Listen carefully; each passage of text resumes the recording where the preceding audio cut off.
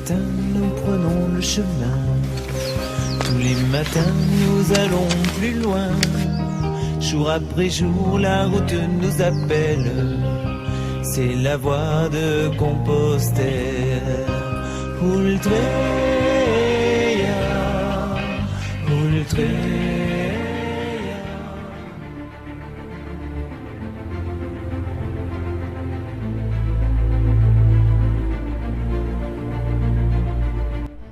Ayant apprécié la cuisine d'Olga et la passion de José Antonio concernant son pressoir et sa cave, nos pèlerins ont choisi de repartir du gîte Ultreya pour débuter la dernière partie du chemin.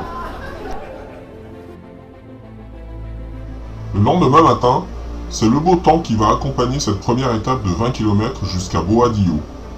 Le Camino entre de plein pied dans la Meseta, avec des longues lignes droites interminables, ponctuées de temps en temps par des traversées de villages, tels que Fromista et ses écluses.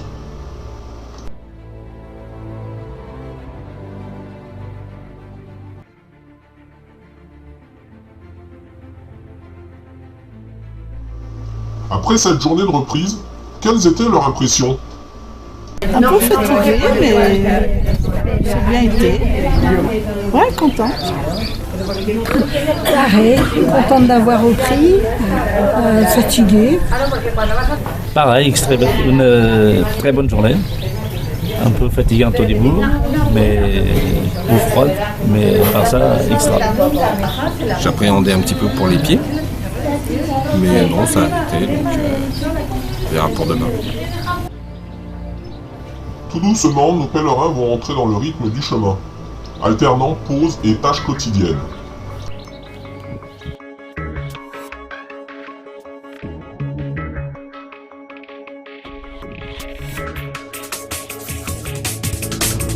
L'une des nouveautés de cette année, c'est le chariot porteur qui permettra tout au long du parcours d'alléger les dos de Nadine et de Marie, ceci afin de préserver leur capitale fatigue, Santiago étant encore à plus de 400 km. Vous êtes de quel endroit? Nous venons de Lyon. De Lyon? Ah, encore des Lyonnais, tiens. On en a croisé à Burgos. Comme chaque année, le Camino apportera son lot de rencontres. Cette fois, ce sera le tour de Francine, originaire de Bourgogne, et qui fait le chemin toute seule avec des étapes de plus de 30 km. Ah oui, bah c'est bien. Ouais. Donc vous êtes parti de quel endroit?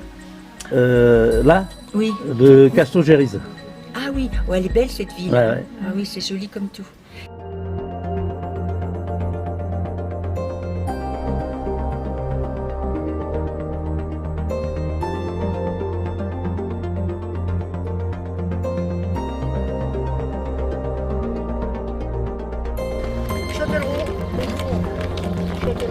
Le Camino français porte bien son nom.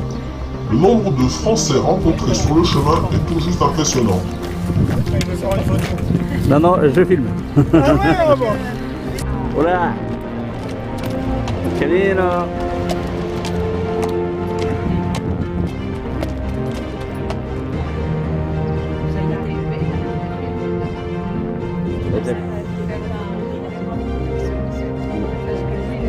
La pluie fera son apparition aux environs des 100 km. Associée à la proximité des routes droites et sans fin, c'est avec bonheur que nos pèlerins apprécieront l'accueil chaleureux du gîte de Gaïa à Mancillas de las Mulas. Comme souvent dans ces cas-là, le petit déjeuner donativo sera néanmoins très copieux.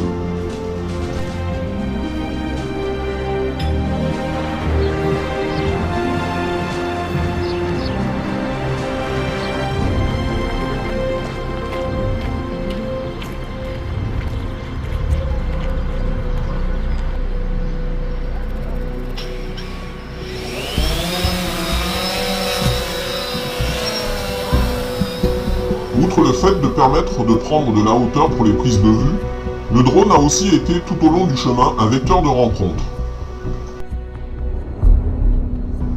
Nous sommes le 7 mai.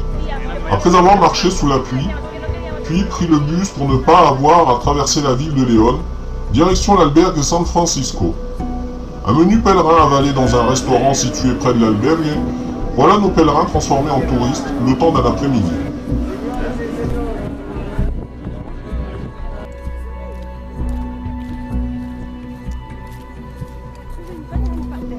L'étape Léon Villadongos del Páramo n'a de particulier que l'arrivée de Nathalie et Bernard en fin de journée.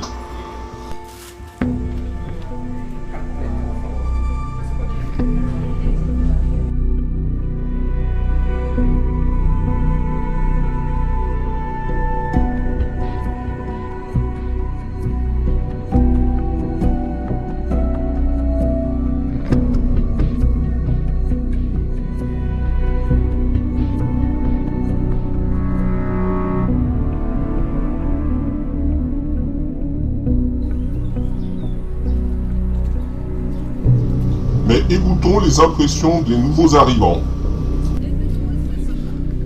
Que du bonheur, une belle reprise avec de temps en temps une petite pluie pour nous déranger, mais bon, sympa quand même. 18 km ça a été quand même ça. Ce fut une journée assez mouvementée par les orages qu'on a eus, fréquents, suivis de belles éclaircies. Allez, viens au paradis là. 5 étoiles. 5 étoiles. Et c'est peu de le dire car après 2 heures dans la boue, ce havre de paix était vraiment bienvenu. Nos pèlerins n'oublieront pas Suzy et David de sitôt.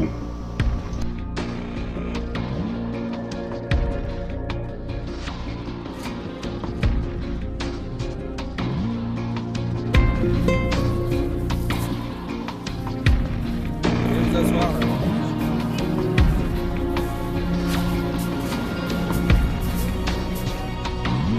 C'est forcément avec un pincement au cœur qu'il quitte ce ranch Donativo.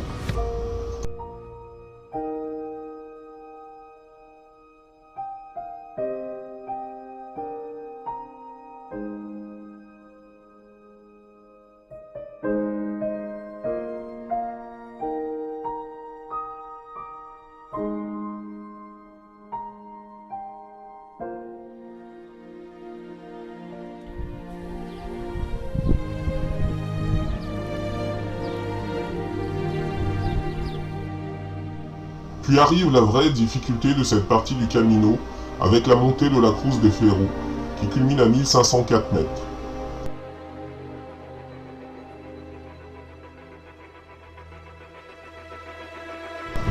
La Cruz de Ferro est constituée d'un poteau de bois de 5 mètres de haut environ, couronné par une croix monumentale en fer, réplique de la croix originale conservée au palais épiscopal d'Astorga.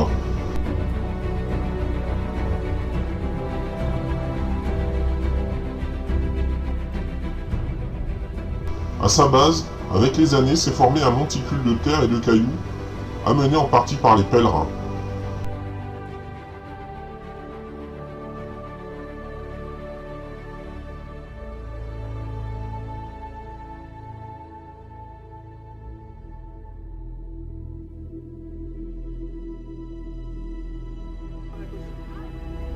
Cette étape de 28 km sera la plus longue du séjour. Au départ, ils devaient dormir à Manjarine, mais le fait que le gîte n'avait ni eau ni électricité, ils ont préféré continuer sur El Alcebo.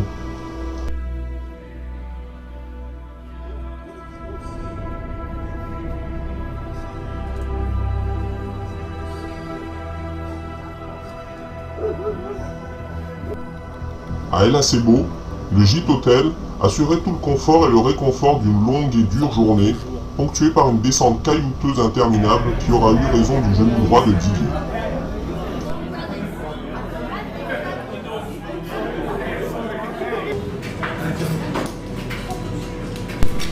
C'est à Ponferrada que Luisa rejoindra le groupe pour entamer les 200 derniers kilomètres le séparant de Santiago.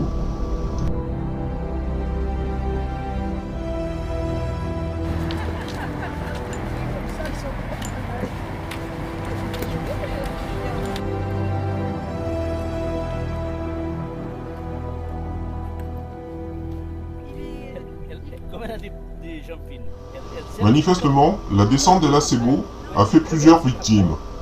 Celui-là, j'ai pas serré. Celui-là, c'est un truc de 14 ans. 16 ans, c'était trop.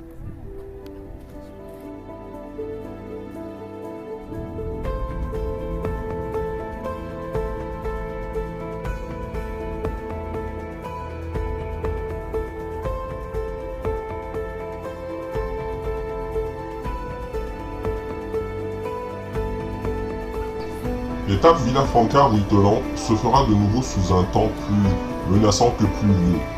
Mais après plus d'une semaine de mauvais temps, les pèlerins s'y sont faits et l'arrivée à Ruitelan sera récompensée par l'accueil chaleureux de Carlo qui se mettra aux petits soins pour leur bien-être. Olniegin, Smartmans, and we have with carrot prints. Later salad, and later spaghetti carbonara, okay? Buen provecho, buen camino y que Santiago os acompañe a todos.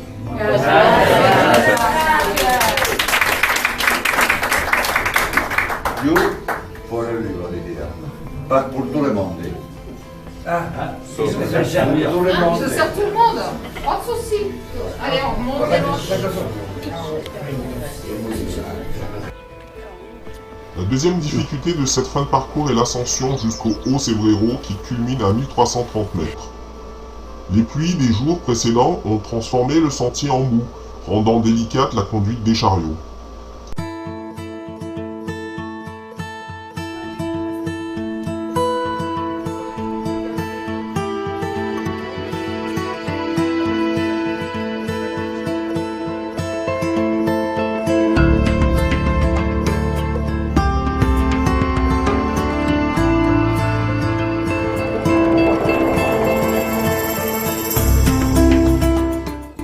La pause casse-croûte à mi-parcours était bienvenue.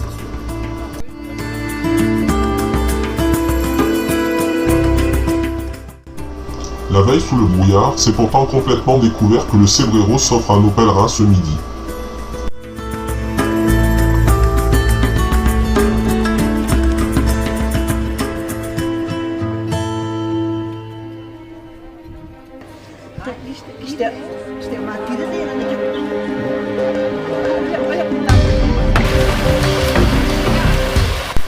Passé la ville de Sarria, le Camino n'appartient plus aux pèlerins venus de très loin.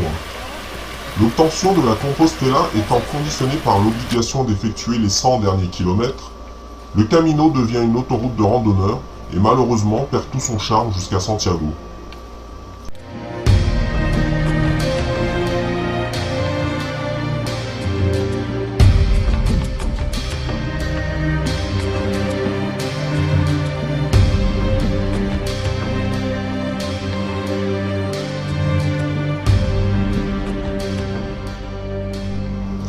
Et Louisa, qu'a-t-elle pensé des 100 premiers kilomètres qu'elle a effectués? Diz, Porquê é que decidiste vir fazer o caminho? porque tu me convidaste. Eu gostava muito de conhecer Santiago e gostava muito de fazer este caminho, gostava de fazer esta experiência. E então, estás a gostar do caminho? Muito, nem esperava de gostar tanto. Estou a gostar muito de tudo, das companhias, de tudo que vi já até hoje. A natureza que é linda, a gente não vê lá para os nossos lados, não havia tanta verdura. Obrigado. Está um ambiente mais estragado. L'étape du jour mène à Mérida, où se croisent le Camino Frances et le Camino Primitivo. Cette ville, située au cœur de la Galice, à une 60aine de kilomètres de Santiago, s'est fait une réputation culinaire avec ses pulquerías. On y trouve du poulpe préparé juste avec de l'huile d'olive, un peu de roselle et du piment d'Espelette. Dans les forêts traversées par les pèlerins, l'eucalyptus est de plus en plus présent parmi la végétation.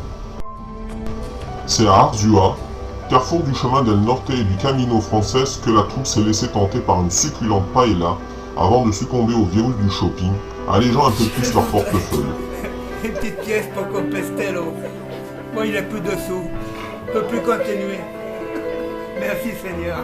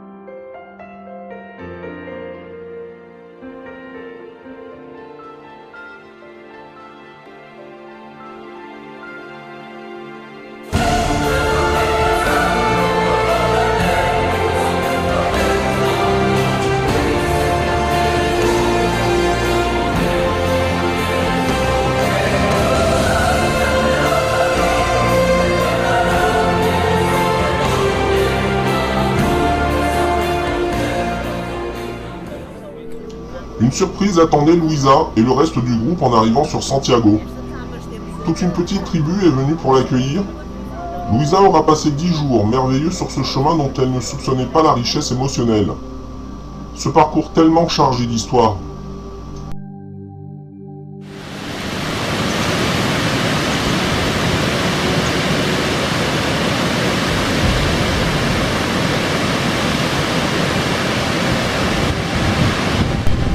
Les 90 km menant à Fisterra se feront sans Bernard et Nathalie, cette dernière ayant eu une tendinite aiguë du tibia, l'obligeant à rester immobilisée plusieurs jours.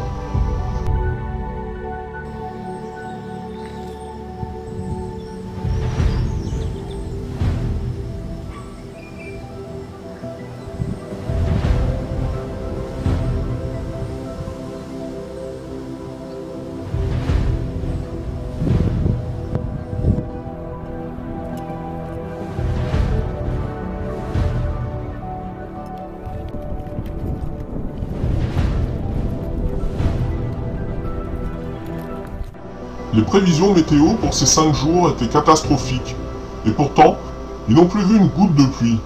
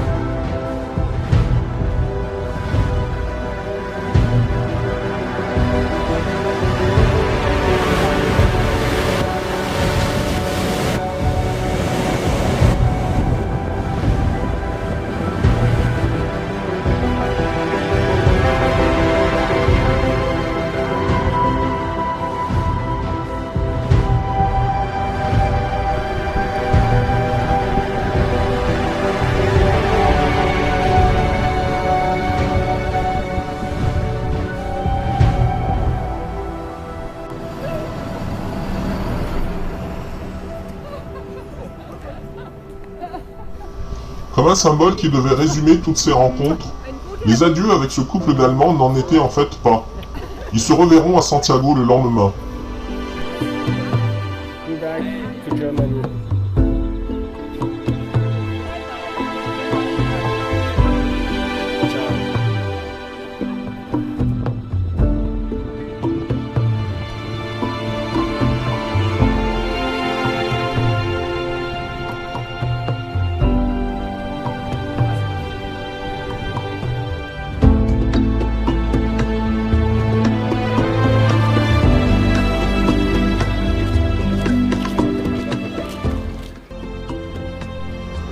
La tradition veut que les pèlerins ayant eu la force et le courage d'aller au bout du chemin brûlent ou laissent une chose qu'il a portée tout au long de son périple.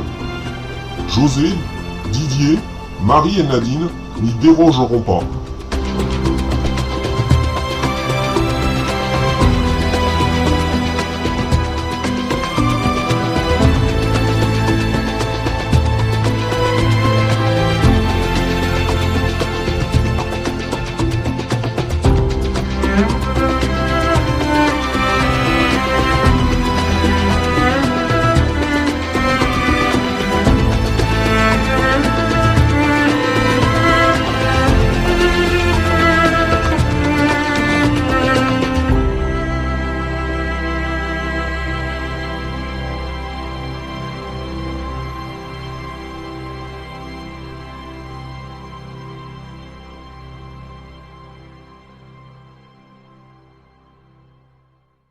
Tous les matins, nous prenons le chemin.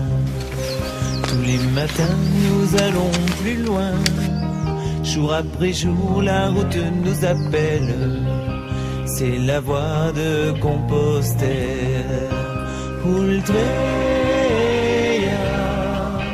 Ultreia, et Suseia, et